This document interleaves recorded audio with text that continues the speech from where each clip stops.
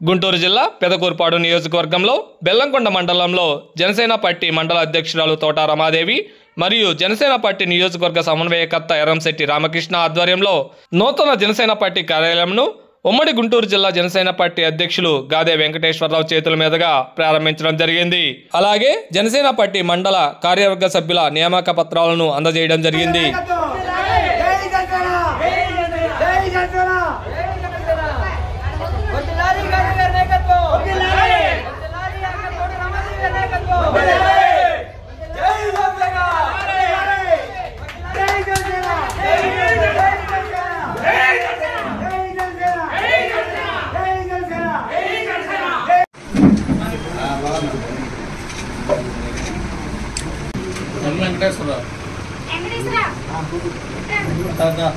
ఈ రోజున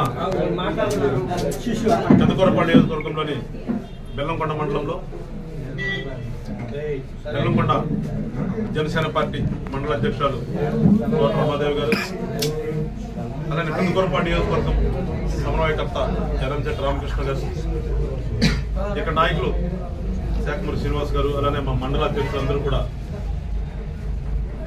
ఇవాళ ఈ బెల్లంకొండలో జనసేన పార్టీ ఆఫీస్ ఓపెనింగ్ కి ఇంత పెద్ద ఎత్తున నియోజకవర్గం నుంచి వచ్చినటువంటి మా నాయకులు కార్యకర్తలందరూ కూడా ముందుగా నమస్కారాలు చెప్తూ,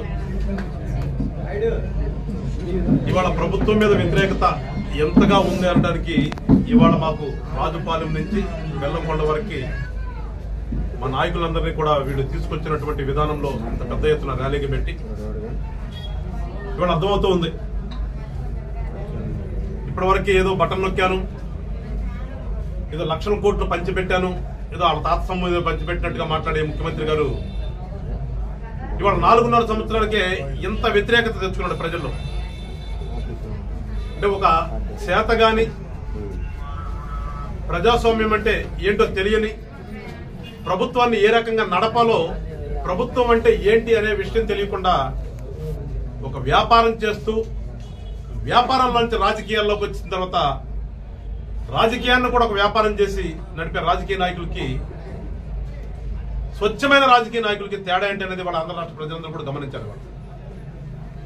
వీళ్ళ ఆలోచన ఎంతసేపు ఉన్నా కానీ మాకు అధికారం ఉంది కాబట్టి అధికారం అయ్యే లోపల మేము ఎన్ని వందల కోట్లు ఎన్ని వేల కోట్లు సంపాదించుకోవచ్చు అనే ఒక ఆలోచన తప్పితే రాష్ట్రాన్ని బాగు చేద్దాం, రాష్ట్రంలో ప్రజలకు ఏది అవసరం అది చేయాలి, ప్రభుత్వం యొక్క విధేంటి అనేది పూర్తిగా విస్మరించారు. వాళ్ళు మాట్లాడితే 3 రాజధానులు అంటాడు, మాట్లాడితే ఏదో పెద్ద ఎత్తున మేమేదో నొక్కేసాం, బటన్ నొక్కేసాను అంటాడు.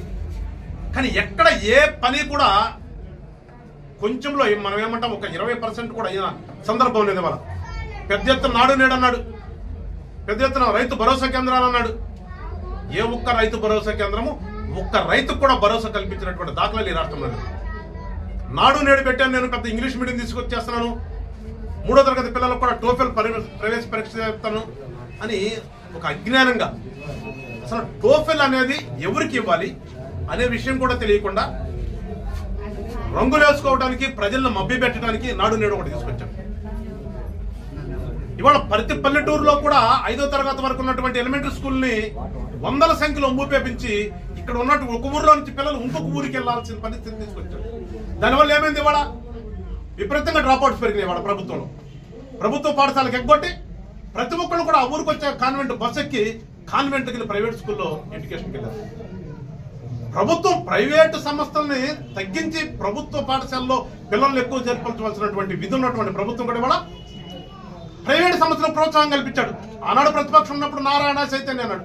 మరి పాప ఈ రోజు వచ్చిన తర్వాత ఇన్ని నోట్లోంచి ఒక్కరోజు కూడా నారాయణ చైతన్య గురించి వచ్చిన సందర్భం లేదు. వాటికి ఏ రకంగా లబ్ధి చేకూర్చాలని చూస్తున్నాడు ఇవాళ. సో ఏ సెక్టార్ తీసుకునేవాడు ఆంధ్ర రాష్ట్రంలో, ఏ ఒక్క వ్యవస్థ తీసుకునేవాడు ఆంధ్ర రాష్ట్రంలో పూర్తిగా నిర్వీర్యం అయిపోయింది. సో ప్రజలు వాళ్ళు గమనించారు, గ్రహించారు.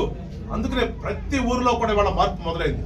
పవన్ కళ్యాణ్ గారు ఏదైతే కోరుకున్నాడో ఈ రాజకీయాల్లో మార్పు రావాలని, ఆ మార్పు ఇవాళ స్పష్టంగా వాళ్ళకి కనిపిస్తా ఉంది. 24 ఎలక్షన్స్ ఎప్పుడు వస్తాయా, ఎప్పుడు ఈ ప్రభుత్వాన్ని పక్కకు పంపించి మళ్ళా ప్రజల చేత ప్రజల కొరకు పరిపాలించే ప్రభుత్వాన్ని ఎన్నుకుందామని చెప్పేసి ప్రజలందరూ కూడా సిద్ధంగా ఉన్నారు. దానికి తార్కాణమే ఇవాళ ఈ బెల్లంకొండలో మా జనసేన నాయకులందరికీ కనిపించినటువంటి అపూర్వమైన స్వాగతం కూడా పిలుస్తూ మరొకసారి మా మండల అధ్యక్షులు రమాదేవి గారికి, ఈ నియోజకవర్గ నాయకులు అందరికీ కూడా పేరు పేరున ఇంత పెద్ద కార్యక్రమాన్ని సక్సెస్ చేసినందుకు ప్రతి ఒక్కరికి కూడా పార్టీ తరఫున నా తరఫున శుభాకాంక్షలు తెలుపుతూ రానున్నటువంటి రోజుల్లో ఈ పెద్దకూరపాడు నియోజకవర్గంలో జనసేన పార్టీ ఒక బలీయమైన శక్తిగా ఎదుగుతుంది అనడానికి ఎలాంటి సందేహం లేదని చెప్పేసి ఈ రోజు ఈ సందర్భంగా తెలియజేసుకుంటూ మరొకసారి వీళ్ళందరికీ కూడా ధన్యవాదాలు చెప్తూ రాష్ట్ర ప్రజలందరూ కూడా గమనించాలని చెప్పేసి మరొకసారి జనసేన పార్టీ తరఫున కోరుకుంటూ జై జనసేన జై